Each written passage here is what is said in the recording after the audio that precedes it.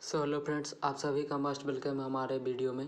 आज के इस वीडियो में हम लोग देखेंगे भारतीय राज्य व्यवस्था के बारे में। जितने भी भारतीय राज्य व्यवस्था यानी कि इंडियन पॉलिटी से रेलवे के विभिन्न एग्जामों में जितने भी क्वेश्चन पूछे गए हैं वो सभी प्रीवियस ईयर को हम लोग कवर करने वाले हैं। तो आप भी पॉलिटी से रिलेटेड या फिर आप रेलवे का तैयारी कर रहे हैं या फिर किसी भी गवर्नमेंट एग्ज़ाम की तैयारी कर रहे हैं जिसमें भी पॉलिटी पूछा जाता है, तो इससे बेस्ट आपको कहीं देखने को नहीं मिलेगा। तो इस वीडियो में लास्ट तक बने रहिएगा।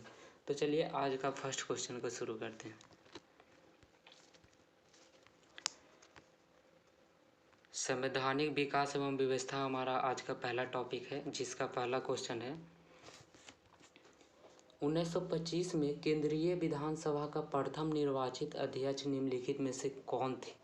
तो फ्रेंड्स, सबसे पहले 1925 की बात हो रही है जब ब्रिटिश ईस्ट इंडिया का शासन था। तो इसमें सबसे पहले विधानसभा का प्रथम निर्वाचित सदस्य कौन थे। तो इसका सही जवाब हो जाता है ऑप्शन नंबर बी, विट्ठल भाई पटेल। अब इसका यहाँ पे एक्सप्लेनेशन भी दिया गया है जो कि काफ़ी ज़्यादा अच्छा है। इस एक्सप्लेनेशन से आप टॉपिक को कवर कर सकते हैं। यदि आप पढ़ भी लिए हैं, पॉलिटी आप अच्छे से पढ़ लिए हैं, तो भी आपके लिए ये वीडियो हेल्पफुल होगा, और नहीं भी पढ़े हैं तो ये आपके लिए हेल्पफुल होगा, क्योंकि नहीं पढ़े हैं जिसके लिए यहाँ पे जो भी एक्सप्लेनेशन है इससे आपका टॉपिक बाय टॉपिक कवर होते चलेगा। तो चलिए सबसे पहले आपका हम एक्सप्लेनेशन देते हैं कि विट्ठल भाई पटेल एक भारतीय राजनीतिक नेता, स्वराज पार्टी के सह संस्थापक और सरदार पटेल के बड़े भाई थे। जो विट्ठल भाई पटेल थे वो सरदार पटेल के बड़े भाई थे और एक भारतीय थे, राजनीति थे और नेता थे। विट्ठल भाई पटेल 1925 में केंद्रीय विधानसभा के अध्यक्ष के रूप में चुने गए थे। तो चलिए नेक्स्ट क्वेश्चन को हम लोग देखते हैं। सेकंड क्वेश्चन, अंगीकृत किए जाने के समय भारतीय संविधान सबसे लंबा संविधान था जिसमें मूलतः कितने अनुच्छेद थे। तो फ्रेंड्स, यहाँ पर पूछा गया कि सबसे पहले जब संविधान बना था तो उस समय हमारे संविधान में कितने अनुच्छेद थे। तो इसका सही जवाब हो जाता है ऑप्शन नंबर डी, 395 अनुच्छेद थे। अब इसका एक्सप्लेनेशन देखते हैं। तो सबसे पहले भारत का संविधान 26 नवंबर 1949 को भारत की संविधान सभा के द्वारा पारित हुआ और इसे 26 जनवरी 1950 से लागू किया। सबसे पहले संविधान सभा के द्वारा पारित हुआ था 26 नवंबर 1949 को, बट इसे लागू देश में कब किया गया तो 26 जनवरी 1950 को। भारत का संविधान विश्व के गणतांत्रिक देशों में सबसे बड़ा लिखित संविधान। अगर ये भी क्वेश्चन पूछ लिया जाए कि सबसे बड़ा लिखित संविधान किस देश का है तो वो भारत का। संविधान निर्माण के समय इसे कुल 395 अनुच्छेद, 8 अनुसूची और 22 भागों में विभाजित किया गया था। नेक्स्ट क्वेश्चन देखते हैं। भारतीय संविधान की एकात्मक विशेषताओं के संबंध में इनमें से कौन सा गलत है। तो फ्रेंड्स, एकात्मक विशेषता का मतलब होता है वैसा विशेषता जो ओनली फॉर सेंटर के पास हो, जैसे दिल्ली में सेंटर के पास हो, प्रधानमंत्री के पास हो, राष्ट्रपति के पास, तो इसको हम लोग बोलते हैं एकात्मक विशेषता। तो एकात्मक विशेषता में कौन गलत है। तो फ्रेंड्स, इसमें देखिए अखिल भारतीय सेवाएं, तो अखिल भारतीय सेवाएं जो है वो तो सिर्फ सेंटर ही इशू कर सकता है, कोई स्टेट नहीं करेगा। प्रतिनिधित्व की असमानता, ये सेंटर से रिलेटेड है। सशक्त केंद्र सेंटर से रिलेटेड है। अब संविधान की नम्यता न होना, ये सेंटर से रिलेटेड नहीं है। संविधान का नम्यता मतलब संविधान का नॉर्मल नहीं होना, ये कोई सेंटर का विशेषता, ये तो संविधान का विशेषता। तो इसी का सही जवाब हो जाता है ऑप्शन नंबर डी। इसका एक्सप्लेनेशन देखिए नीचे में। भारतीय संविधान की एकात्मक विशेषताएं हैं। सबसे पहला अखिल भारतीय संविधान जो कि अनुच्छेद 312 है। प्रतिनिधित्व की असमानता, राज्य में अनुसूची 4। सशक्त केंद्र, राज्य में राज्यपालियों की नियुक्ति अनुच्छेद 155 के द्वारा किया जाता है।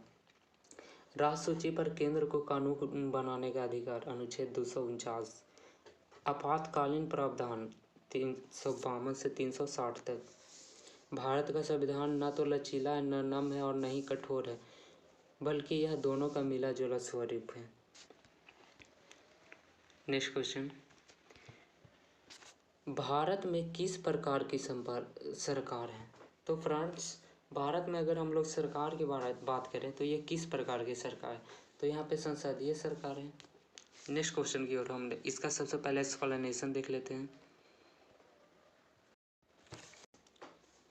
भारत में संसदीय सरकार की स्थापना की गई है। संसदीय प्रणाली लोकतांत्रिक शासन व्यवस्था की वह प्रणाली है जिसमें कार्यपालिका अपनी लोकतांत्रिक वैधता विधायिका के माध्यम से प्राप्त करती है और विधायिका के प्रति उत्तरदायी होती है। इस प्रकार संसदीय प्रणाली में कार्यपालिका और विधायपालिका एक दूसरे से परस्पर संबंधित होते हैं। Next 5 number question,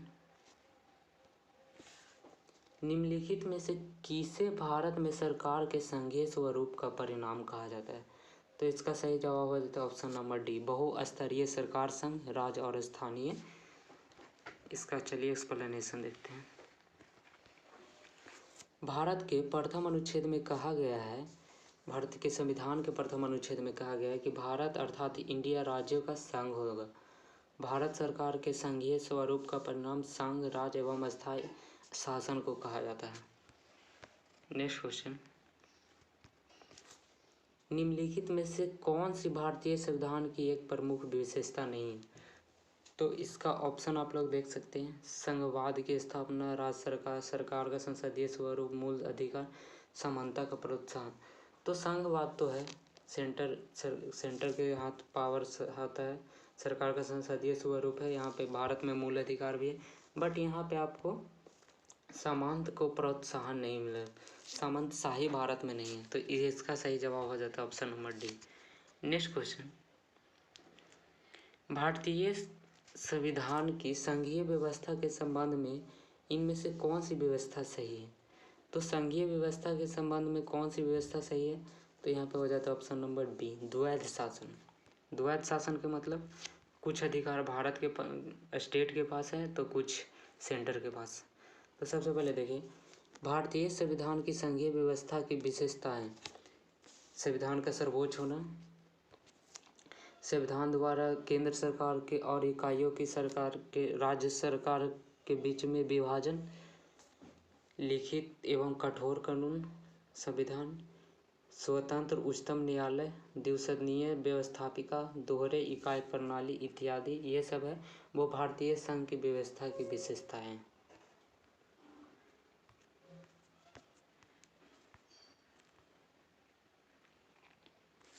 next question है, भारत की संविधान में कितने देशों की विशेषताएं ली गई हैं? तो फ्रेंड्स, भारत में अगर हम लोग संविधान की विशेषता की बात करें तो ये टोटल 10 देशों से मिलकर बना हुआ है। बहुत सारे देश से हम लोग बहुत सारे जो विशेषताएं थे वो हम अपने संविधान में, कॉन्स्टिट्यूशन में ऐड ऑन किए हैं। तो चलिए इसका एक्सप्लेनेशन देख लेते हैं। तो कौन कौन सा देश से लिया गया है? वो कुल देश है: संयुक्त राज्य America, Ireland, Australia, Germany, Japan, Britain, France, Canada, रूस, दक्षिण अफ्रीका। दक्षिण अफ्रीका से हम लोग क्या लिए थे? संविधान संशोधन। रूस से हम लोग लिए हैं नीति आयोग। बहुत सारे जो फंक्शन है कॉन्स्टिट्यूशन का वो हम लोग 10 देशों से टोटल मिलके लिए। नेक्स्ट क्वेश्चन है 9 नंबर क्वेश्चन, निम्नलिखित में से किसने सर्वप्रथम भारत के लिए संविधान सभा के गठन का प्रस्ताव रखा था? तो फ्रेंड्स, सबसे पहले जो संविधान के गठन का प्रस्ताव रखे थे वो थे एम.एन. रॉय।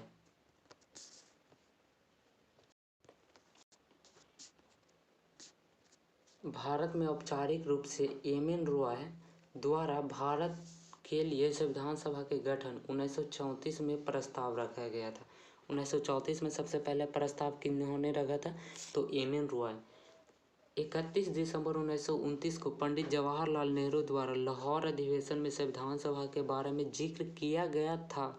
साल 1942 में क्रिप्स मिशन ने भारत में संविधान सभा के गठन की बात को पूरी तरह से स्वीकार कर लिया, लेकिन 1946 में कैबिनेट मिशन प्रस्ताव द्वारा इसे व्यवहारिक रूप से लागू कर दिया गया था। उसके बाद 1946 में ही हमारे संविधान सभा का गठन हुआ था। नेक्स्ट 10 नंबर क्वेश्चन, भारतीय संविधान का अनुच्छेद 24 शोषण के विरुद्ध अधिकार से संबंधित है। इस अनुच्छेद के अनुसार किसी कारखाने या खदान में काम करने हेतु सरकार द्वारा निर्धारित न्यूनतम आयु कितनी है? इसका सही जवाब हो जाता है ऑप्शन नंबर बी। यहाँ पे बहुत सारे लोग आंसर इसको भी कर सकते हैं, सी को, जो नहीं जानते हैं 18 वर्ष। लेकिन यहाँ पे क्वेश्चन कुछ और बोल रहा है। यहाँ पे है कि नॉर्मल जिसको जो लोग काम कर सकते हैं उनका जो एज होना चाहिए वो 14 वर्ष होना चाहिए। बट जो जैसे कि कोई डेंजरस कारखाना हो गया जहाँ पे बारूद फैक्ट्री, ये सब में एज करने के लिए आपका मिनिमम एज कितना चाहिए? 18। बट नॉर्मल दुकान ये सब जो बच्चा लोग का वर्क होता है वो उसमें 14 वर्ष कर अगर एज है तो वो लोग अपना कार्य कर सकते हैं, क्योंकि भारत कोई एक इतना विकसित देश तो है नहीं। यहाँ पे बहुत सारे गरीबी है, तो बहुत सारे लोग होते हैं वो कम एज में भी काम करने के लिए विवश होते हैं, इसीलिए यहाँ पे 14 वर्ष का नियम लागू है।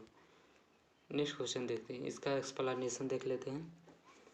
भारतीय संविधान का अनुच्छेद 24 शोषण के विरुद्ध अधिकार से संबंधित है। इस अनुच्छेद के अनुसार किसी कारखाने में या खदान में काम करने हेतु निर्धारित न्यूनतम आयु 14 वर्ष है।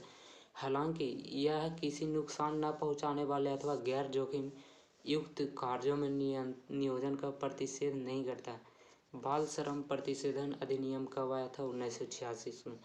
इसको याद कीजिएगा। बाल श्रम प्रतिषेध एवं विनिमय अधिनियम 1986 में सर्वाधिक महत्वपूर्ण कानून है।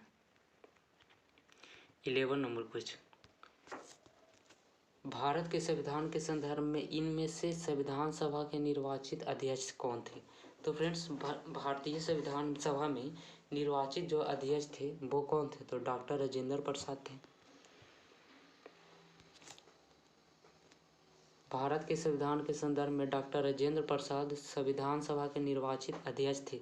डॉक्टर राजेंद्र प्रसाद को 11 नवंबर 1946 को भारतीय संविधान सभा का स्थायी अध्यक्ष निर्वाचित किया गया था, जबकि सच्चिदानंद सिन्हा को भारतीय संविधान सभा का अस्थायी अध्यक्ष 9 दिसंबर 1946 को चुना गया था। नेक्स्ट क्वेश्चन,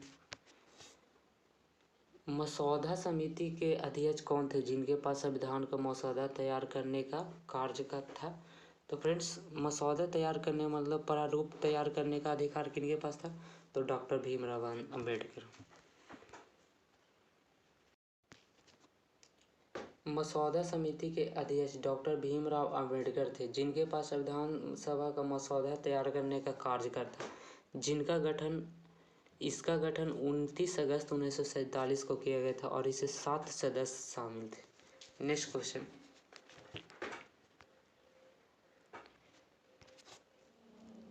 राजनीतिक व्यवस्था का कौन सी विद्या अलग अलग राज्यों या अन्य व्यवस्थाओं को एक व्यापार राजनीतिक प्रणाली के भीतर इस तरह एकजुट करती है कि प्रत्येक को अपनी अखंडता बनाए रखने का प्रावधान है? यह है संघवाद का उदाहरण। तो चलिए इसका एक्सप्लेनेशन देखते हैं। देश के शासन को चलाने के लिए शक्तियों के विभाजन का सिद्धांत संघवाद कहलाता है। इस शासन प्रणाली में प्रश्नानुसार अलग अलग राज्यों में कुछ जो पावर होता है वो स्टेट को दिया जाता है और कुछ पावर होते हैं वो सेंटर को दिया जाता है। इसी को हम लोग संघवाद करते हैं। संघवाद संवैधानिक तौर पर शक्ति को साझा करता है, मतलब स्टेट और सेंटर के बीच में कार्य का बंटवारा करता है, उसी को हम लोग बोलते हैं संघवाद। निम्न में से भारतीय संविधान का कौन सा अनुच्छेद कार्यपालिका से न्यायपालिका को अलग करता है? तो सही जवाब हो जाता है ऑप्शन नंबर 50 बी, आंसर 50। तो चलिए यहाँ पे कुछ अनुच्छेद है, उसके प्रावधान को हम लोग देख लेते हैं। अनुच्छेद 51 अंतर्राष्ट्रीय शांति और सुरक्षा बनाने की अभिवृद्धि। 52 में भारत का एक राष्ट्रपति होगा। 53 में संघ की कार्यपालिका शक्ति राष्ट्रपति में निहित होती है। नेक्स्ट, निम्नलिखित में से कौन सा सांकेतिक शब्द कीवर्ड देश के सरकार के एक से अधिक स्तरों को अस्तित्व को सुपरिभाषित करता है? तो इसका सही जवाब होता है ऑप्शन नंबर ए, संघवाद यानी फेडरलाइजेशन। इसमें एक सेंटर होता है, इसमें बहुत सारे स्टेट होते हैं, कुछ पावर सेंटर को होते हैं, कुछ पावर स्टेट को होते हैं। इसी को बोलते हैं हम लोग संघवाद, फेडरलाइजेशन। नेक्स्ट,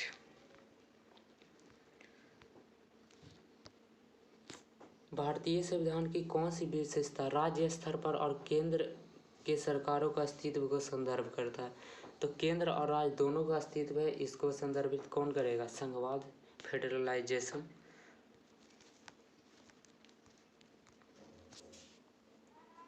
इसका जो एक्सप्लेनेशन है वो हम लोग पहले कर ही चुके हैं, तो बार बार टाइम वेस्ट ना करेंगे। नेक्स्ट हम लोग चलेंगे 17 नंबर क्वेश्चन। स्वतंत्रता के बाद भारत की संविधान सभा के अध्यक्ष कौन थे? जब भारत स्वतंत्र हो गया था उसके बाद संविधान सभा का जो अध्यक्ष थे वो कौन थे? उस समय भी हमारे डॉक्टर राजेंद्र प्रसाद थे, यही सबसे पहले हमारे देश के राष्ट्रपति बने थे। नेक्स्ट, इसका एक्सप्लेनेशन थोड़ा देख लेते हैं क्योंकि इसमें एक्सप्लेनेशन में कुछ अच्छा दिया गया है। 9 दिसंबर 1946 को डॉक्टर सच्चिदानंद सिन्हा को संविधान सभा का अस्थायी अध्यक्ष नियुक्त किया गया। 11 दिसंबर 1946 को डॉक्टर राजेंद्र प्रसाद को संविधान सभा का प्रथम अध्यक्ष नियुक्त किया गया तथा 29 अगस्त 1947 को संविधान सभा के प्रारूप समिति का अध्यक्ष डॉक्टर भीमराव अंबेडकर को नियुक्त किया गया। कब? 29 अगस्त 1947 को प्रारूप समिति का अध्यक्ष डॉक्टर भीमराव अंबेडकर। यहाँ पे ऐसे भी क्वेश्चन पूछा जाता है कि संविधान सभा का अस्थायी अध्यक्ष कौन थे? तो डॉक्टर सच्चिदानंद सिन्हा। संविधान सभा का अस्थायी अध्यक्ष कौन थे? तो डॉक्टर राजेंद्र प्रसाद। नेक्स्ट, स्वतंत्र भारत के संविधान सभा के प्रथम अध्यक्ष कौन थे? अध्यक्ष कौन थे? तो इसका सही जवाब हो जाता है option number D, doctor Rajendra Prasad. इसका एक्सप्लेनेशन हम लोग पहले देखे हैं, वही क्वेश्चन है। नेक्स्ट क्वेश्चन है, 9 दिसंबर 1946 को आयोजित संविधान सभा को प्रथम बैठक के अध्यक्ष कौन थे? तो इसका सही जवाब होता है ऑप्शन नंबर ए। 9 दिसंबर 1946 को सबसे पहले अस्थायी अध्यक्ष किनको चुना गया था? Doctor Sachchidanand Sinha. बट इनके 2 दिन बाद 11 दिसंबर 1946 को डॉक्टर राजेंद्र प्रसाद को यहाँ पे अस्थायी अध्यक्ष बना दिया जाता है। Next question, next and last.